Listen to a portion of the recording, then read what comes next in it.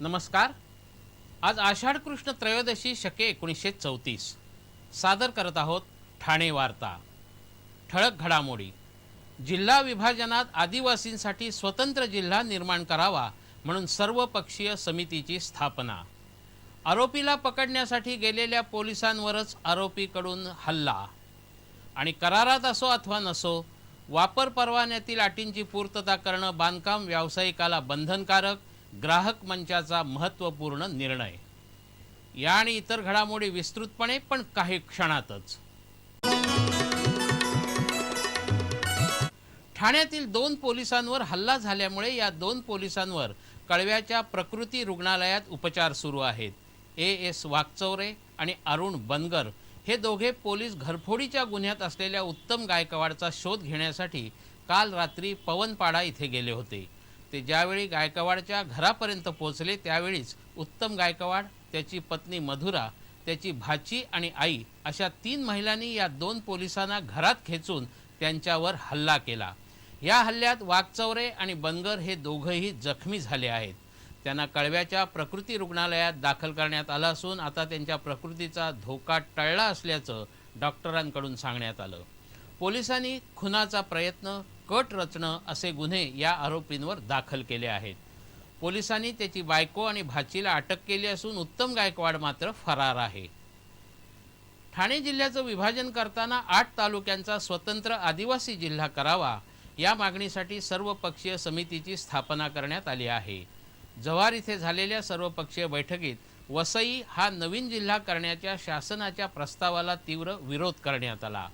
वसई हा स्वतंत्र जिल्हा म्हणून आदिवासी कधीही स्वीकारणार नाहीत। ठाणे जिल्ह्याचं विभाजन करताना नवीन जिल्हा हा 8 आदिवासी तालुक्यांचा असावा आणि या तालुक्याच्या मध्यवर्ती ठिकाणी त्याचं मुख्यालय असावं अशी मागणी या बैठकीत करण्यात आली।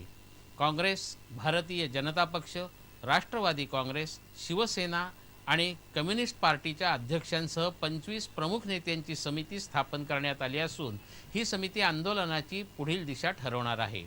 भारतीय जनता पक्षाचे आमदार चिंतामण वनगा हे या समितीचे अध्यक्ष आहेत। राज्याचे आदिवासी विकास राज्यमंत्री राजेंद्र गावितही या बैठकीला उपस्थित होते। मुख्यमंत्री पृथ्वीराज चव्हाण यांची ही समिती लवकरच भेट घेऊन आपल्या मागण्या त्यांच्यापुढे मांडणार आहेत। करारात नमूद असो अथवा नसो, मात्र वापर परवान्यातील अटी संबंधित बांधकाम व्यावसायिकांनी पूर्ण करणं आवश्यक आहे असा महत्त्वपूर्ण निकाल ठाणे जिल्हा ग्राहक मंचाने दिला आहे। ठाण्यातील विष्णुनगर इथे असलेल्या सर्वोत्तम कोऑपरेटिव्ह हाऊसिंग सोसायटी आणि राधाकृष्ण डेव्हलपर्स यांच्यातील वादात निर्णय देताना मंचाचे अध्यक्ष RB सोमानी आणि सदस्य ज्योती अय्यर यांनी हा आदेश दिला आहे। सर्वोत्तम हाऊसिंग सोसायटीतर्फे राधाकृष्ण डेव्हलपर्सनं सोसायटी कायद्यानुसार नोंदणी करून दिली नाही, तसंच शिवकालीन पाणी साठवण योजना आणि सौर ऊर्जेद्वारे पाणी गरम करण्याची व्यवस्था, तसंच सोसायटीच्या कार्यालयासाठी असणाऱ्या गाळ्याचा ताबा दिला नाही। तसंच सदोष बांधकामाबद्दल ग्राहक मंचाकडे सुमारे 19 लाखांची नुकसान भरपाई मागितली होती।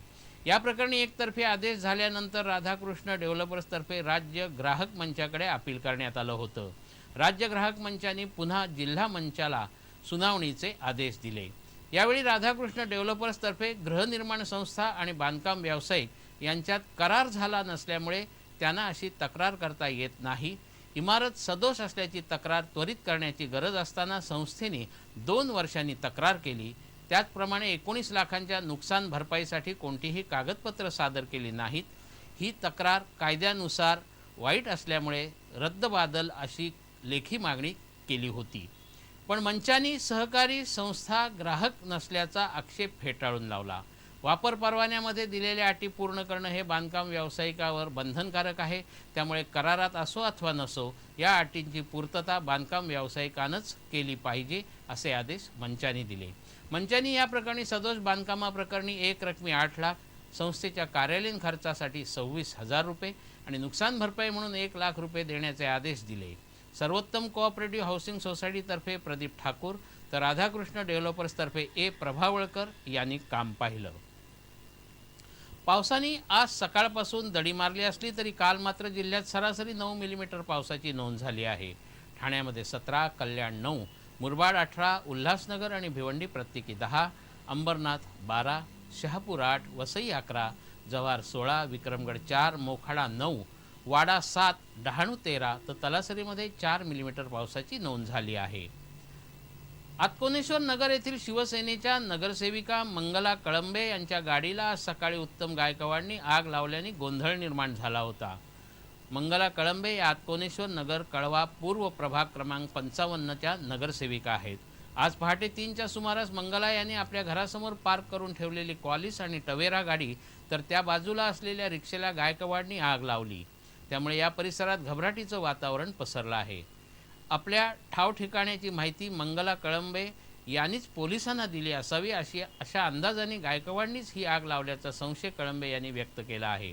एका नगरसेविकेच्या गाडीला आग लागल्याने आपल्या गाड्या पार्क करून ठेवणाऱ्या सामान्य नागरिकांमध्ये मात्र घबराटीचं वातावरण निर्माण झालं आहे.